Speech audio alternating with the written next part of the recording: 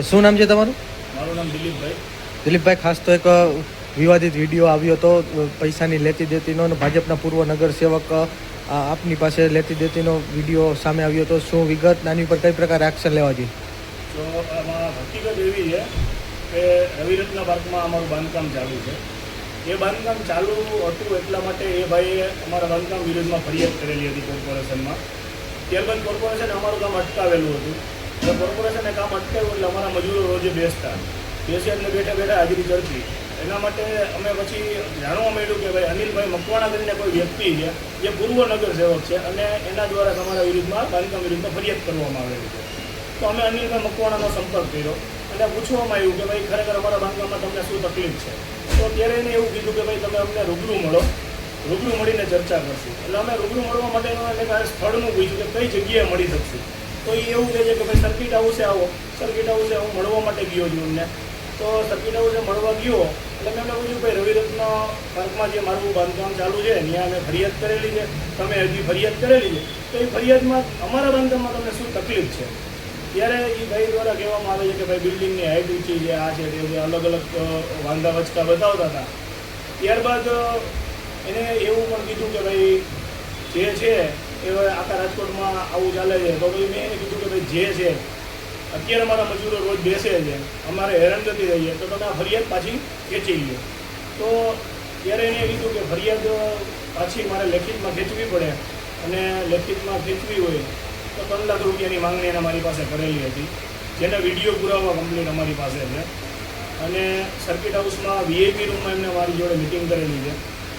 બીજી વસ્તુ, ત્યારબાદ અમે એને કીધું કે ભાઈ 3 લાખ રૂપિયા રકમ બહુ મોટી છે, તો એટલા માટે અમે વિચારીને જવાબ આપવા માટે કીધું કે વિચારીને તમને જણાવશું. બીજે દિવસે અમારા મજૂર ના બેસે એટલા માટે અમે સાંજના ટાઈમે જ ફરી પાછો એમને કોલ કર્યો. તો ત્યારે પણ એને એવું જ કીધું કે ભાઈ સર્કિટ હાઉસે આવો.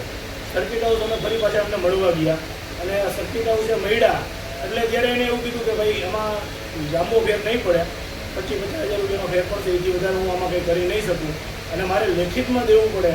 બરાબર, ચૂંટણીનો ટાઈમ માથે છે, લેખિતમાં આપું એટલે મારા કાંડા કપાઈ જાય, આવી એમને વાત કરી. એટલે એ પણ રકમ મોટી હોય એટલે અમે કીધું કે ભાઈ હજી અમે વિચારીને જવાબ દઈશું.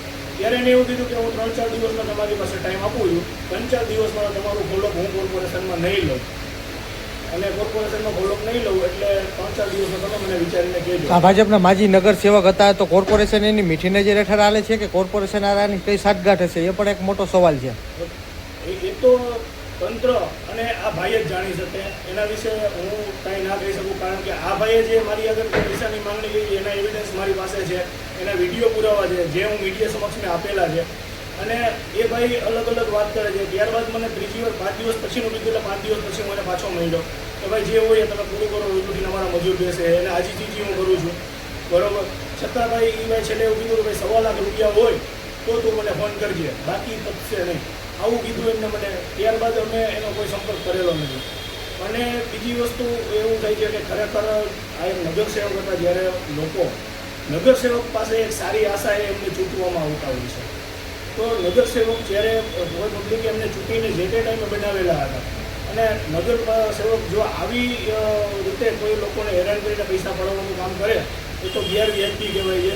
અને હું તો લોકોને અપીલ કરું છું કે આ વ્યક્તિનો જો કે મારા સિવાય કોઈ પણ વ્યક્તિ ભોગ બન્યા હોય તો ખરેખર ખુલીને મીડિયામાં આવવું જોઈએ અને મીડિયામાં આવી અને ખરેખર જે હોય એના પુરાવા રજૂ કરવા જોઈએ. અને જો કોઈ એને પૈસા દીધા હોય તો પૈસા દીધા હોય એના પણ પુરાવા રજૂ કરીને મીડિયા સમક્ષ આવી અને આવા લોકોને ખુલ્લા પાડવા જોઈએ. ખાસ તો એ સ્ટેટમેન્ટ એવું આપે છે કે આ વિડીયો એઆઈનો છે, વિડીયો 2 મહિના જૂનો છે, એવા અલગ અલગ પ્લેટફોર્મથી સ્ટેટમેન્ટ આપે છે. તો આ જે એ અનુસંધાને પણ હું તમને કહેવા માંગુ છું, મીડિયા મિત્રોના માધ્યમથી મને હમણાં જે થોડી વાર પહેલાં જાણવા માંગ્યું તો એ ભાઈ એવું કહે છે કે ભાઈ અમારા મટીરિયલ મારા શાળાના મટીરિયલના સપ્લાયના હતા. થોડી વાર પછી એવું કહે છે કે આ વિડીયો એઆઈ જનરેટેડ હતો. તો ખરેખર એવું હોય કે મટીરિયલના હોય તો અમારી કોલ હિસ્ટ્રી કઢાવવાની હું છૂટ આપું છું. મીડિયાના માધ્યમથી એક ચેલેન્જ રૂપે સમજો તો બી ઠીક છે, મારી કોલ હિસ્ટ્રી કાઢો અને એમની બી કોલ હિસ્ટ્રી કઢાવો કે અમારા બે વચ્ચે આ છેલ્લા બીજા મહિના સિવાય બીજા મહિનામાં આ ફરિયાદ એને કરેલી છે. બીજા મહિનાની 6 તારીખથી ફોન અમારા બેનો કોન્ટેક્ટ થયો હતો અને 6 કે 7 ફોન, એથી વધારે એક પણ ફોન થયેલો નથી જેના ઓડિયો રેકોર્ડિંગ સાથે પુરાવા પણ હું આપવા તૈયાર છું. સત્તાધારી પક્ષ શું આની ઉપર ગંભીર નોંધ લે કે શું? હવે સત્તાધારી પક્ષ પાસે હું એક એવી આશા રાખું છું કે જો સત્તાધારી પક્ષે આ બધું તપાસી અને યોગ્ય નિર્ણય અને ખરેખર જો પક્ષને નુકસાન ના થાય એના માટે યોગ્ય કાર્યવાહી આવા લોકો વિરુદ્ધ કરવી જોઈએ એવી હું આશા રાખું છું. અને મને પૂરી આશા છે કે આમાં જે સત્ય છે અને સત્ય જે ઉજાગર થયું છે એને સાથ મળશે અને એ સત્ય છે એ કોઈના દબાવવાથી દબાશે નહીં.